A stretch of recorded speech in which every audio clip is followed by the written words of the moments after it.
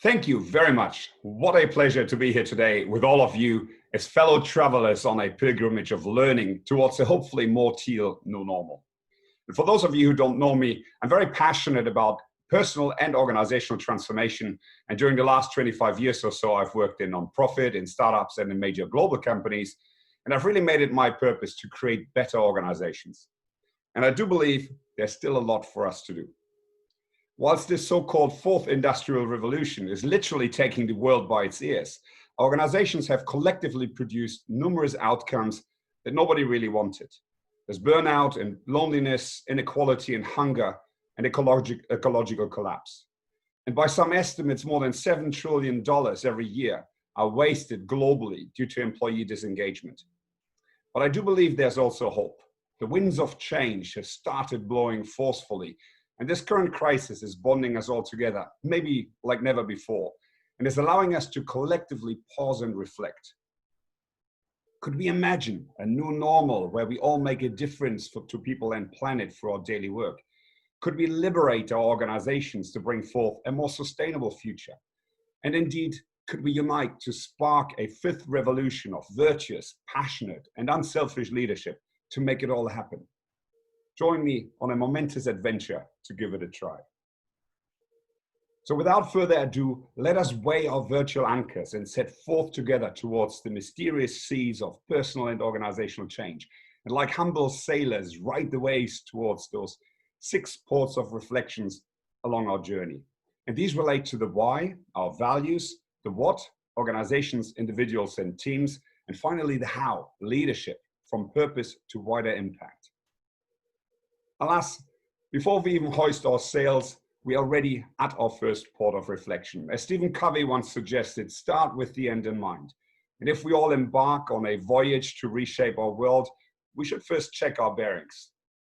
I don't know about you, but I do very often encounter people who tell me very earnestly that they deeply desire to become agile or teal without ever asking themselves the question why.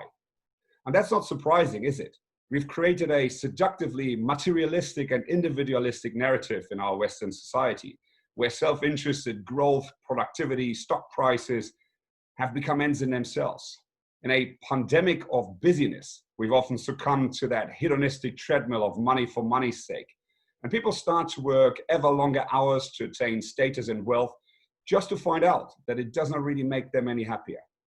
And in creating ever greater riches, arguably for far too few, we've often ignored ecologic externalities just to discover that our mother planet is at the brink of bankruptcy and the collapse of global climate will threaten the livelihoods of millions. So what do we really believe in? What do we really stand for? These questions are both existential and fundamental. We create organizations for a purpose, to achieve something together, which individually we could not achieve. And I strongly believe that in the future, both personal and organizational success must transcend the quest for money and shareholder value. As Colin Meyer sustained at the World Economic Forum in January this year, the true purpose of organizations is to solve the planet's problems profitably. It's not just about profit and endless growth, but also about an inclusive and sustainable future for all our stakeholders, not just bigger, but better. And not as a question of marketing or charity, but as a matter of morality and justice. Exploitation and inequality are not economic laws, but inherent failures of our economic system. And I believe the time has come to evolve societal and organizational success measures beyond GDP and PBT. And in a world where traditional communities of churches and neighborhoods have been eroded, where scientific management has often filled the gaps of meanings with a gospel of growth, and where work has become so central in our lives, where organizations are like small states, I believe businesses have to step up. As Immanuel Kant warned us a century ago, human beings must always be treated as ends in themselves, never as means, never as cogs in a machine. So today, we need human-centric organizations more than ever to provide a place of meaning and community where people can grow and flourish. Hence, the North Star on our journey shall be to transform our organizations to create greater value, both co-creating collective purpose for all stakeholders and co-elevating individual development and meaning for our employees profitably. But let us lay even keel just a bit longer to examine what such a reshaped organization of the future could possibly look like. We live in an ever more complex world, facing ever faster changes, advances in technology and data, shortening half-life of knowledge, and ever greater global interdependencies. Some researchers sustain that 65% of the future professions of people entering primary school today do not even yet exist. As they say, today is the slowest day you will ever experience from now on. Hence, in these new 20s, we need to let go, I believe, of the illusion that work can be predicted or planned in detail. As BCG suggested last year, the companies that will win in the 2020s are those who can compete on learning. From a paradigm of scalable efficiency that has dominated our businesses since the Industrial Revolution, we need to transition to a new world of scalable learning and development, from competitive to adaptive advantage, and from closed systems to boundaryless ecosystems. The simple truth is that our world has become too complex to be controlled through bureaucracy. We cannot stand on a mountaintop and preach strategy down the hills to achieve successful execution. Today, in order to thrive, we need to embrace uncertainty and maximize human flourishing at work, rather than just driving efficiency and productivity.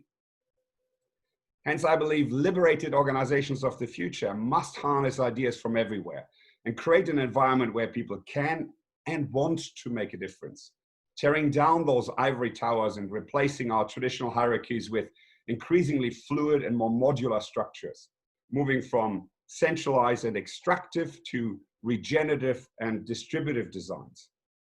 I'm convinced that going forward, we must revise our very paradigms. Instead of optimizing organizations as deterministic machines, analytically dividing information and power and specializing, we need to start acknowledging organizations as complex developmental systems, as living organisms with minds and hearts and souls, where wonder and love have their place as much as science and efficiency, and where deep emotional bonds of community and trust prevail, and where individuals and teams experience and develop together, not only learning within the structure, but also continuously adapting the structure itself, and where influence and authority is different from rank and position, and where employees have freedom to experiment, and where many, many more people become their own CEOs. Yet I do believe that more than structures or methodologies or tools, the difference really lies in core principles. In humanocracies, the business of business is people. We cannot resolve the future of work with utilitarian thinking, just as we cannot possibly understand quantum physics with Newtonian principles. And now we are plain sailing in open waters, on the lookout for a first true island of reflection, which is, of course, our people. How can we unleash the creativity of our people? How can we turn office workers into self-actualizing privateers? For decades, we've all been trained to see humans as strictly rational consumers in economic markets. In our businesses, we've treated people like easily replaceable human capital, or as exchangeable human resources to be controlled. And as a result, more than 75% of employees feel disengaged. So I believe that going forward, we truly must put our people first. And that means we must relearn to cherish their uniqueness and design our organizations to fulfill basic human needs, their sense of orientation, belonging, autonomy, self-esteem. True success can only be when every human being at work has the ability to develop, to use their creativity, and to have impact, when agency becomes activism. And this won't be automatic in a world where we are all required to wear many different masks, where our public identity has become disengaged from our inner life, and where it has become challenging just to be with ourselves and with each other, resulting very often in kind of dualism and tensions. I think everything we call mental health is fundamentally related to interpersonal processes. And someone said, all problems are relational problems. So in deliberately developmental organizations, we must help individuals to recognize their own biases and needs and anxieties and attachment styles, defense and coping mechanisms, in order to attain that self-esteem and agency, and to grow their ability to work with and care for others and co-generate meaning and value in service of the community. Our inner game is our outer game. Or as Lalou once said, we can only go far into the we if we fully inhabit the I. And ultimately, by matching desires and competencies of individuals with meaningful activities, we can enable flow, personal development, and ultimately happiness at work. Yet happiness, as Aristotle suggested, is not just about pleasure or wealth or income or how many followers we've got on Twitter, always getting all we can, but a matter of growing our character in a lifetime of personal development, the cultivation of those virtues that make us good human beings. But happier individuals won't be enough. Organizational learning is clearly a team sport. So how can we channel the creativity of individuals into collective organizational learning and evolution at scale? Now let me ask you, do you feel you can truly bring your ideas to the front rows of your organization? If not, you're not alone. Only 20% of people feel their opinion counts. And more than 70% report that new ideas are met with hostility. That's no surprise, is it? Imagination often requires us to operate outside the rules of the game, which is a deeply political act. Why me? Here we're truly in the doldrums. And in my experience, if we want to enable self-organization and organizational learning at scale, we must adapt the context for our teams at multiple levels in terms of structure, management processes, team dynamics. But above all, I think we need to pay careful attention to distribution of information, knowledge, and power. Existing systems often distort or suppress information. And in the future, I believe radical transparency should prevail. Like they say at VC, everything is public unless it's harmful. And strategy becomes a firm-wide conversation. And in terms of power, central authority does not lead itself to decentralized experimentation and learning. Self-generative, complex systems need boundaries, but will be stifled if positional power is imposed. At ING, we were one of the first banks to roll out Agile at scale, globally and beyond IT across most functions. And I think we have demonstrated that Agile can provide more flexibility within the pyramid, enabling self-organization and cross-functional flows of information and decision-making. But I've also seen many Agile implementations struggle because they never dealt with existing power or ownership structures. And following on from Agile, I believe we will see more ambidextrous organizations that can enable the exploitation of the existing and the exploration of the new. But it won't stop there. We are already witnessing experiments with meshed and adaptive networks of teams, market-oriented ecosystems like in Hire, and interconnected circles in holacracy and sociocracy. And in terms of management processes, organizational learning requires both order and freedom. Bill Torbert speaks here about liberating structures like principles and roles, routines, rituals, methodologies to enable and host that generative learning involving as many people as possible and supporting both single and double loop learning. And learning also entails mechanisms to manage tensions and navigate paradox. By its very nature, total consensus would overwhelm complex systems. And we need procedures to attain not consensus, but consent. And finally, it also requires adaptation of sometimes anachronistic HR and finance practices. Focus moves from individual high performers towards group dynamics. Compensation needs to correlate with team impact on collective purpose. And performance management must facilitate self-reflection and peer coaching. And I think we need to evolve resource allocations beyond budgeting. So I do hope and I envisage that over time, our entire organization will become a laboratory of ideas, integrating action and inquiry into everything we do, to always keep sensing and exploring and experimenting whilst we're moving in teams and in peer communities of learning. Sounds like a plan?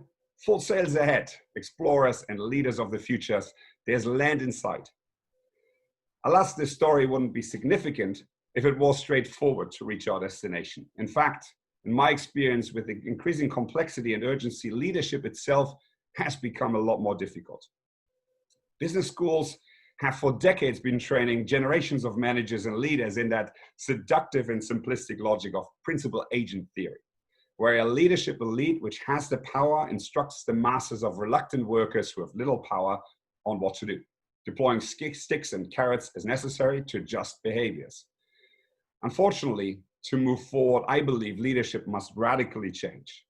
In a world of self-organization, there is no place anymore for patriarchal commanders-in-chief, men or women, who narcissistically rule by positional power and dominance. As we always say, agile leaders set destination, not direction. They focus on the why, not the how. And decisions are always made at the lowest possible level, close to the customer.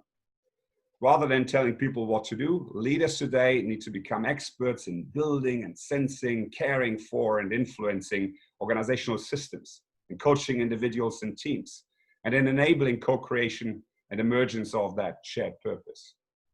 Placing their needles a bit like acupuncturists to facilitate the energy flows in an organizational body.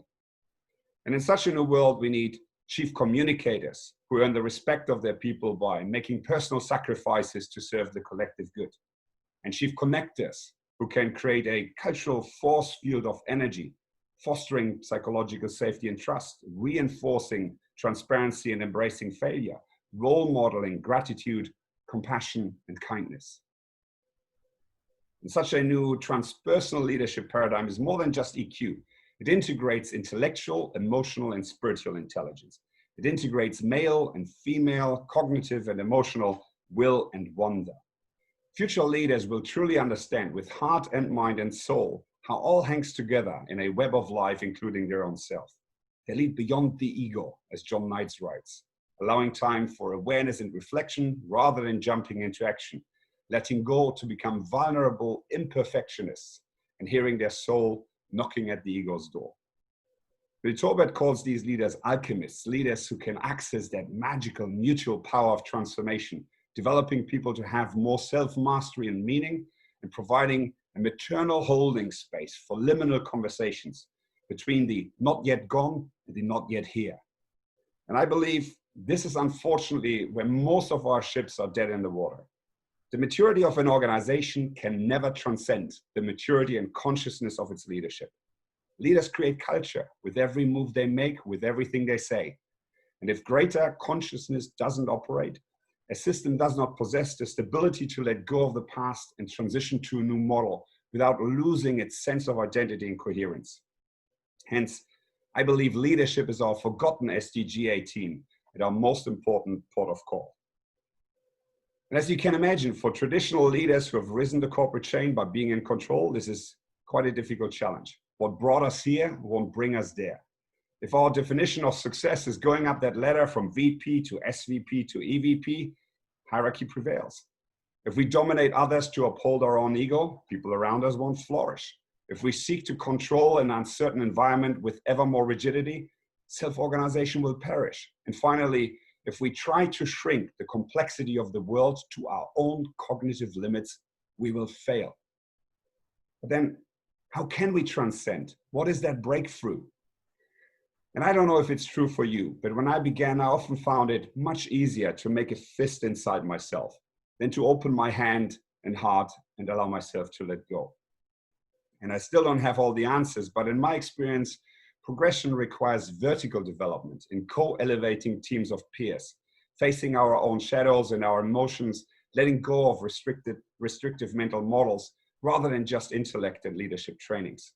Responsible leaders, said Manfred Kitz de Vries, are not only born, but twice born through painful individuation, where every victory of the self feels a bit like a defeat for the ego, until we can compassionately see all those facets of an interconnected whole.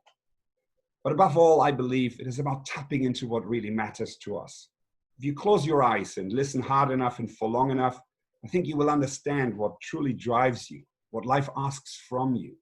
Exploring with passion, without shame, loving without measure, sensing that wonder of nature, and serving others beyond the confines of ourselves. And connecting to that essence of who you are and what you stand for, your moral agency, I think allows you to let go of fear and that desire to control, to love yourself and love others for mutual growth.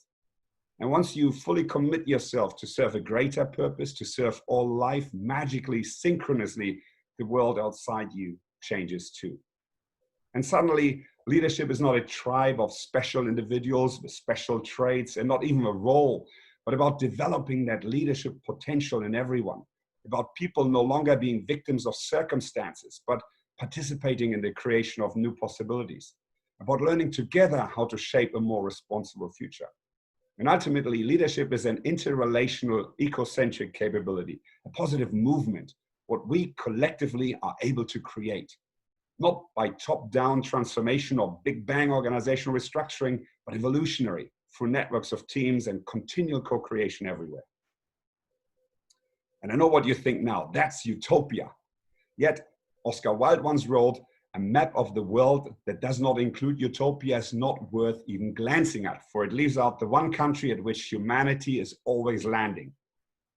And the truth is that we all have the power to reshape our relationships and organizations from who we are and how we show up. Wherever we live in an organization, we can act within the envelope of our own permissions to spark energy through our relations. We can go sideways and connect our network to create experiments. If we show vulnerability and courage and compassion and selflessly address challenges that are bigger than ourselves, I'm sure people will follow. And if we collectively believe in the power of a new model and are willing to become part of its evolution, it will arise. However, I've learned over the course of my career that transformation is always extremely personal. It was never easy for me to let go. Yet throughout my strenuous journey, my relationships became richer. I'm more at ease with myself. I've accepted fear and I've grown. But I also had to learn that true purpose is not only beautiful poetry, but also about what we are personally willing to give up or to struggle and to suffer for. It's about how much we dare to hope and how far we decide to push ourselves beyond our comfort zone. As St. Augustine once said, hope has two beautiful daughters. Their names are anger and courage. Anger at the way things are and courage to see that they do not remain as they are. And if you're already courageous but still feel comfortable, make another step. You cannot think yourself into a new way of acting. You must act yourself into a new way of thinking. So this truly completes our short travels together. Personally, I was already convinced before this crisis that we had arrived at an existential moment and it was urgent to act. But with this current pandemic, I do believe the urgency is even greater. This virus lays bare the frailty of our social contract, and the economic lockdowns shine a glaring light on existing inequalities and even create new ones. So today, I believe, is a time where we have to occupy those front rows of our lives and make choices. As leaders, we don't have the privilege to remain silent. And in summary, I believe that through our own transformation, we can gradually spark the liberation of our organizations, crafting those structures, processes, and cultures needed to attain an environment for both individual development and the evolution of an emergent collective purpose. And together, our collective works can give rise to a new unifying cultural narrative, a new social big dream that will overcome the limitations of the social materialism that we have today, where success is not only about money, but compassion, community, and character. Why should it work now? I hear you ask if it has never worked before. Because I believe that for the first time in a generation, we are here and willing to look at ourselves in the mirror and see how we are all part of an intrinsic part of a living eco-civilization that needs change. And to start with ourselves first. So let us together show the spirit of pioneers and adventurers and stride forward on this quest to reimagine ourselves and reshape our organizations. Let us spark that fifth revolution to reverberate from heart to heart across the planet, to reconnect humanity and recover better, recover stronger, and recover together. And if there's one thing I would love you to do tomorrow, it is to find a companion traveler to help you reflect on what you can personally do to make this world a bit more teal. And finally, a big thank you to all those who have guided and accompanied me on my journey to date. And of course, to Tim and the whole team for organizing this wonderful digital get-together. And of course, to all of you as fellow participants. If you would like the slides of this transcript or engage further, just connect on LinkedIn. And please do take my thinking apart, use it, and make it better. I truly hope I've inspired some of you to pack your virtual sea bags and join us on this important adventure. If not us, then who? And if not now, then when? Good luck and be safe.